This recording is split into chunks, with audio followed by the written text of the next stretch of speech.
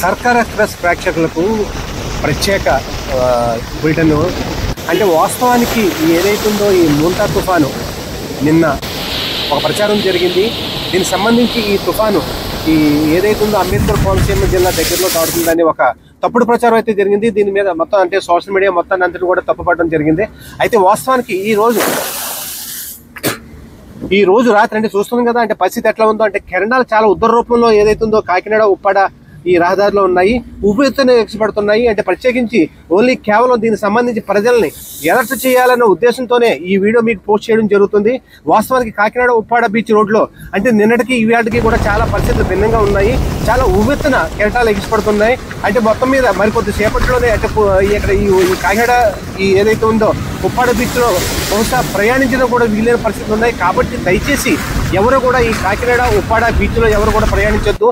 ఇంచేతంటే ఒక విధంగా మేము కూడా చాలా రిస్క్ చేసి ఇక్కడ రావడం జరిగింది. ఇంచేతంటే ఇక్కడ వాస్తవానికి ఈ సైక్లోన్ ఏదైతే ఉందో కాకినాడ తీర ప్రాంతంలోనే ఈ రోజు రాత్రికి దాటే అవకాశం ఉండడంతో మొత్తం ఈ ప్రాంతం అంతా కూడా ఒక విధంగా అల్లకల్లోలంగా తయారైంది. ఒకవైపు సముద్రం కూడా అల్లకల్లోలంగా ఉంది, మరోవైపు ఇదైతుందో మనం చూస్తున్నాం కదా, మొత్తం రోడ్డు మొత్తం కంప్లీట్ అంతా కూడా ఇక్కడ ఎలా పడితే అలాగంటే రాళ్ళన్నీ కూడా రోడ్డు మీదకి వచ్చేసినాయి. అంటే వాస్తవానికి ఇక్కడికి ఇంకా ప్రయాణించడం కూడా అవకాశం లేదు. జిల్లా యంత్రాంగం కూడా దీనికి సంబంధించి మొత్తం ఇప్పటికే ప్రత్యేకించి హెచ్చరికలు జారీ చేయడం జరిగింది. కాబట్టి వీటిని పెడచెవిని పెట్టకుండా మీరందరూ కూడా తగు జాగ్రత్తలు తీసుకొని రేపు అంటే ఏదైతే ఉందో 29వ తారీఖు వరకు కూడా మీరు ప్రత్యేకించి శ్రద్ధ తీసుకొని మీ ప్రాణాలు కన్నా ఏది ముఖ్యం కాదు, మీ ప్రాణాలు కాపాడుకోవాలి. అదేవిధంగా ఏదైతే ఉందో ఈ తుఫాన్ తీరం దాటి వరకు కూడా మొత్తం అందరూ కూడా జాగ్రత్తగా వ్యవహరించాలని సర్కార్ ఎక్స్ప్రెస్ ద్వారా తెలియజేస్తున్నాం. ప్రకృతి వైపరీత్యాలు సంభవించిన ప్రతిసారి కూడా ఈ ఏదైతే ఉందో కాకినాడ సముద్ర ఈ ఉప్పాడ బీచ్ రోడ్లో పరిస్థితి ఎలా ఉంటుంది. అయితే ఈసారి అయితే మాత్రం మోంతా తుఫాను ప్రభావం మరింత ఎక్కువగా ఉండడంతో ఇది ఒక విద్యుత్ రూపం అంటే ఉగ్ర రూపం దాల్చుతుంది. కాబట్టి అధికారులు కూడా ఇప్పటికప్పుడు దీనికి సంబంధించి హెచ్చరికలు జారీ చేస్తున్నారు. వాటిని అన్నింటినీ కూడా పెడచెవిని పెట్టకుండా మీరందరూ కూడా జాగ్రత్త తీసుకోవాలి.